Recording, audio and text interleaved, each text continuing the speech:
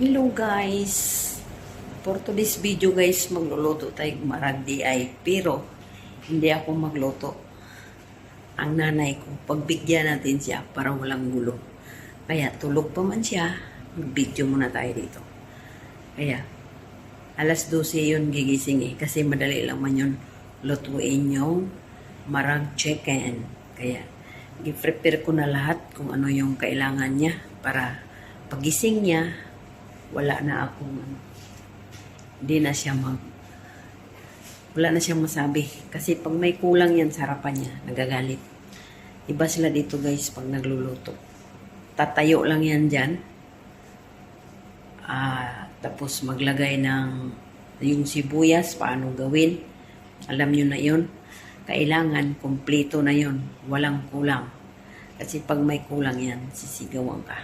Kasi sila pag nagluto, puro bigyan mo kung ganyan, bigyan mo kung ganito. Kaya para hindi ka mairita, ibigay mo na sa harapan niya lahat. Kaya pagising niya, ready na siya magluto. May kaldero na dito. Tapos yan. Yan. Sibuyas, kisbara, at saka tomato paste, patatas. Tapos ito yung manok. Ito yung manok guys. Malinis na yan. Tapos yung mga barat, mga spices, ni-ready ko na. Yan na. Tapos, yung lobya, niluto ko na yung lobya pero hindi masyadong luto. Kasi yung manok, kailangan pa niya ng lutuin. Kaya, pinakuluan ko lang yung lobya pero hindi masyado malambot. Pakita ko sa iyo. Ito yung lobya. Yan ang lagay namin sa aming chicken, sa aming manok na marag. Kasi food Arabic food nga. Kaya nga eh. Nagkamali-mali na. Ayan, tapos itong kamatis, i-blender na natin yan para hindi tayo mahirapan. O, yan. Para hindi masayang yung iba. Kasi pag hindi natin na i-blender guys, masasayang yung iba matapon. Kaya i-blender natin para hindi masayang. Tapos yung kisbara ko, kaunti man. Sinabihan ko yung driver namin na bumili siya ulit ng kisbara. Kasi pag konti lang yung kisbara, nagagalit yun. Tapos, ginising ko yung driver doon, galit na galit pa. Nako, ganyan na yung driver namin eh, nagagalit. Parang, aba, iwan. Sabi ko nga sa kanya, ba yan mang trabaho mo, ba't ka pa nagagalit? Bahala kapag ayaw mong bumili, eh, bahala ka. Maghintay ka mamaya sa dragon pag nagising. Dragon. Oh, yan lang guys. Yan ang kisbara. Kasi pag alas 12 na hindi pa siya nagising, kakatukin ko siya sa kwarto niya. Gisingin natin para siya magluto.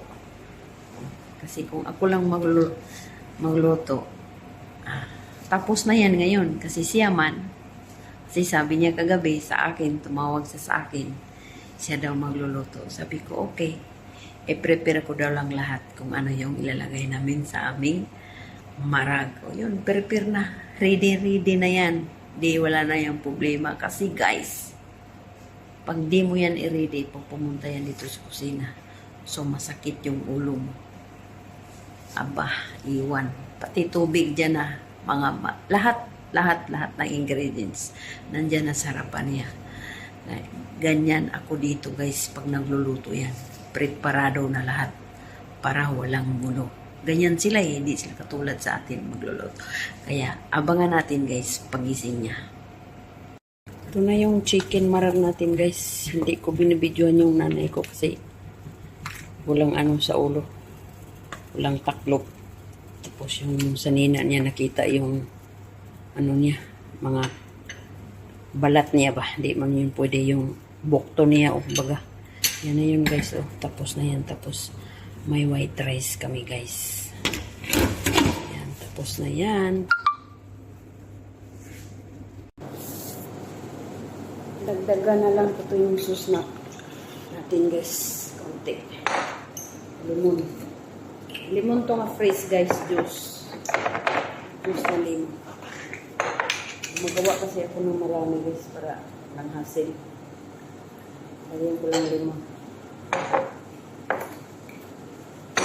Lagyan na ito ng olive oil.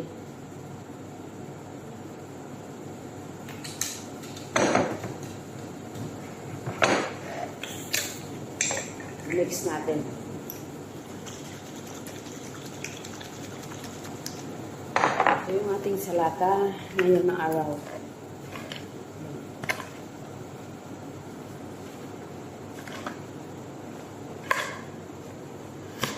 Tapos may bagol ako guys. Yan, bagol.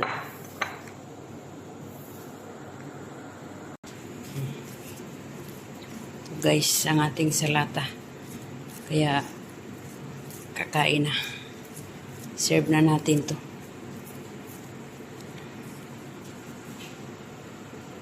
Kain na tayo guys. Ito yung pagkain ko guys. Oh, gumawa talaga akong pagkain ng ganito guys. Kasi na-miss ko to ba yung sabaw na. Sabaw lang bitaw.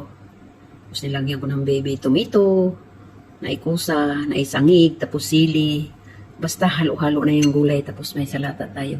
Manok. Oh, yan lang manok. Yung kakainin natin ngayon guys. Tapos na sila kumain. Tayo na naman kakain. Let's go. Kain na tayo.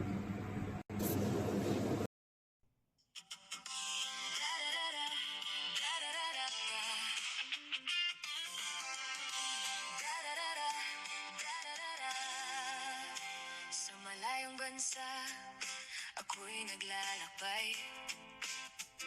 Pangarap sa pamilya ang siyang gabay. Araw-araw trabaho, pagod ang katawan. Pero sa puso ko, sila ang dahilan. Kahit dayo ako sa lugar na di ko kaugali, kapit lang sa dasal para sa pamilyang minamahal ko lagi. Sa bawat oras na ako'y tahimik at pagod, may kamera sa kamay ko, kwento'y nilulubog. Manding vlog ang tawag sa simpleng channel ko. Hindi man sikat, basta totoo ang kwento ko. Buhay OFW na puno ng sakripisyo, pinapakita sa screen ang tunay na mundo ko. May mga araw na lungkot ang kasama, may gabi na parang gusto ko nang sumuko sana. Pero naaalala ko ang pamilya sa bahay, kaya sa vlog ko tuloy ang laban ng buhay. Sa bawat upload may halong emosyon, tawa, luha at konting inspirasyon. Hindi man perfect